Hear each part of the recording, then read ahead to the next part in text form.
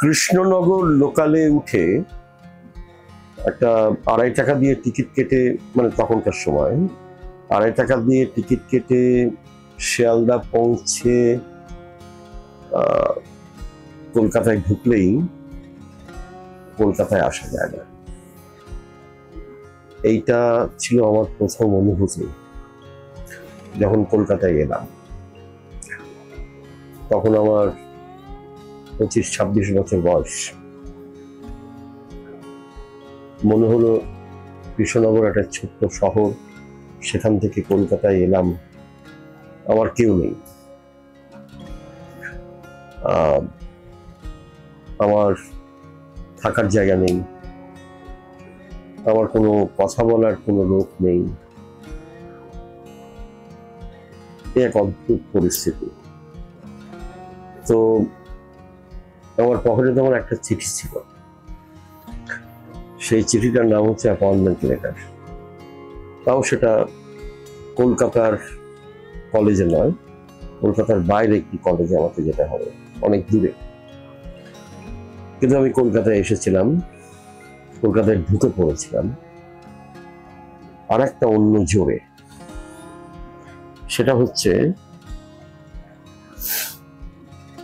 আমার মনে হয়েছিল আমার কাছে একটা ভিসা আছে, সেই ভিসাটা হচ্ছে আমার কবিতা।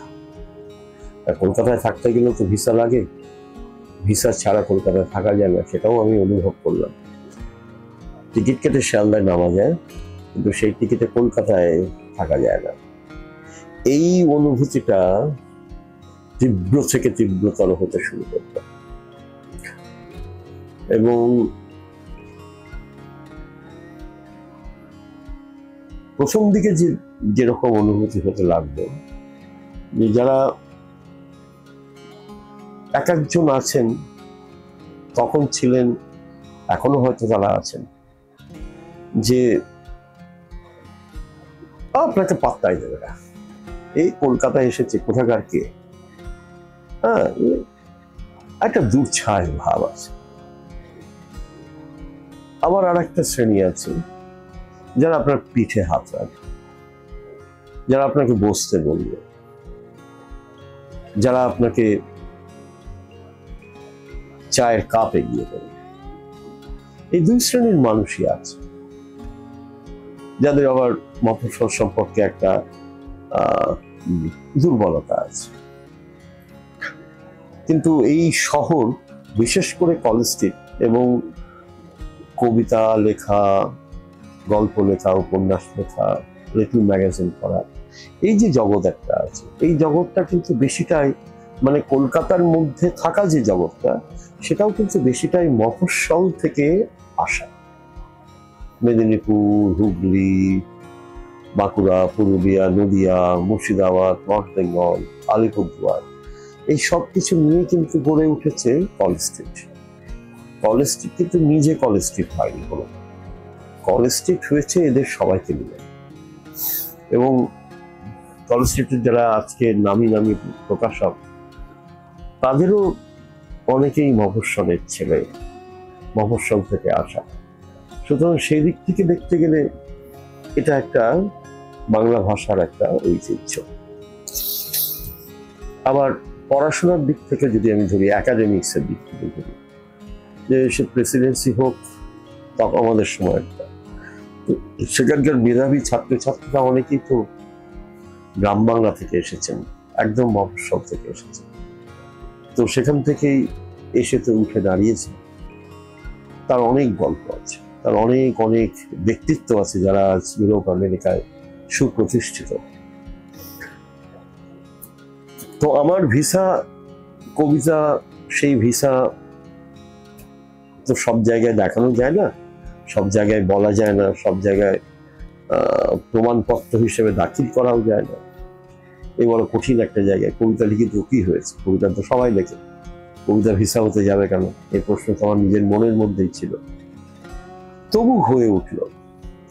যেমন ধরা, আমি অচিরেই বুঝতে পারলাম, আমার যখন আলাপ হলো কবি নীরেন্দ্রনাথ চক্রবর্তীর সঙ্গে কিংবা কবি সুনীল গঙ্গোপাধ্যায়ের সঙ্গে, তখন আমি বুঝলাম যে একটা জোর পেলাম, একটা আস্থা পেলাম, একটা সাহস পেলাম, এই শহরে একটু একটু করে হাঁটার সাহস পেলাম। তো এটা তো অর্জন করতে হয়, এটা হঠাৎ একদিনে পাওয়া যায় না। আমি কবি নীরেন্দ্রনাথ চক্রবর্তীর কাছে গেলাম আর তার আমি আস্থা ভাজন হয়ে উঠলাম, সেটা তো হয় না। আমি কবি সুনীল গঙ্গোপাধ্যায়ের কাছে গেলাম আর আমি তার বাড়ির ছেলে হয়ে গেলাম, সেটা হয় না, সময় লাগে।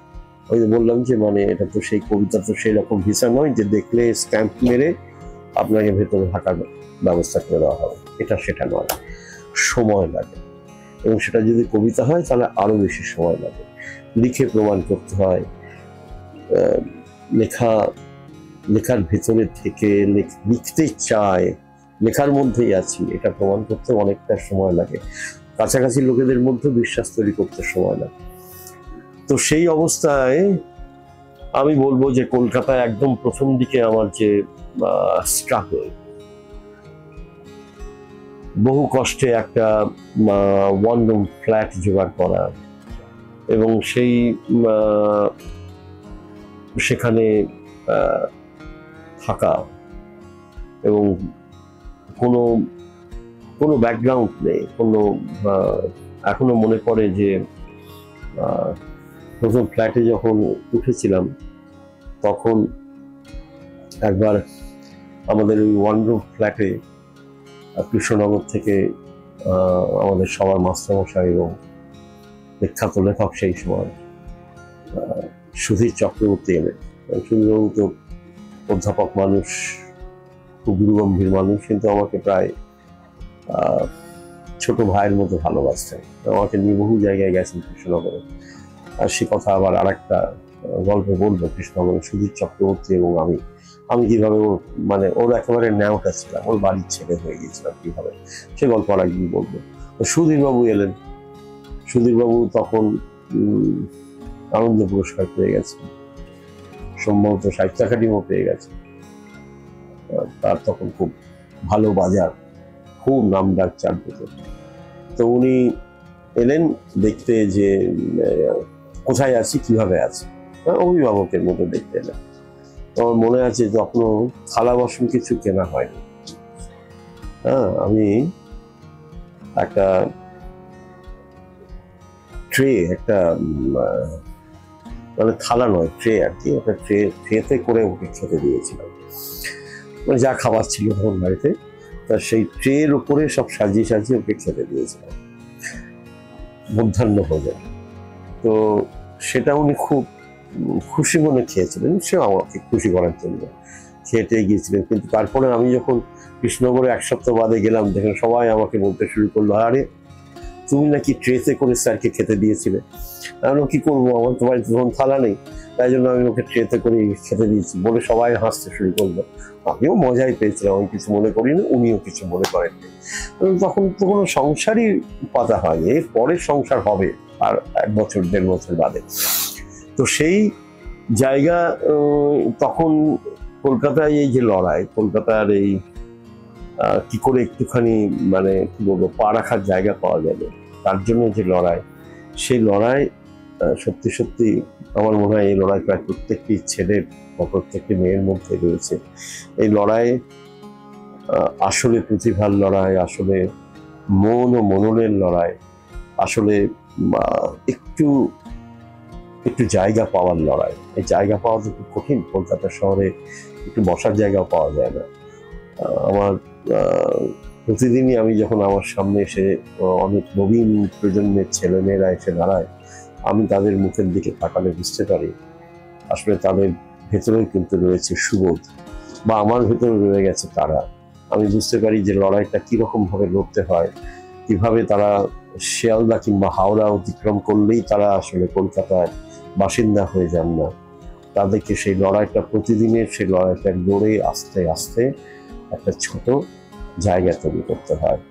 সুতরাং কলকাতাতে আসা মানে কলকাতায় আসা নয়, কলকাতাতে আসা মানে হচ্ছে নিজেকে নতুন করে আবিষ্কার করা, নিজেকে সেই লড়াইয়ে সামিল করা, নিজেকে সেই লড়াই থেকে বের করে আনা এবং নিজের পায়ের নিচে যাতে একটু মাটি তৈরি হয় তার জন্য নিজেকে নিংড়ে দিয়ে নিজের সর্বস্ব দিয়ে ঝাঁপিয়ে পড়ার নাম কলকাতাতে আসা।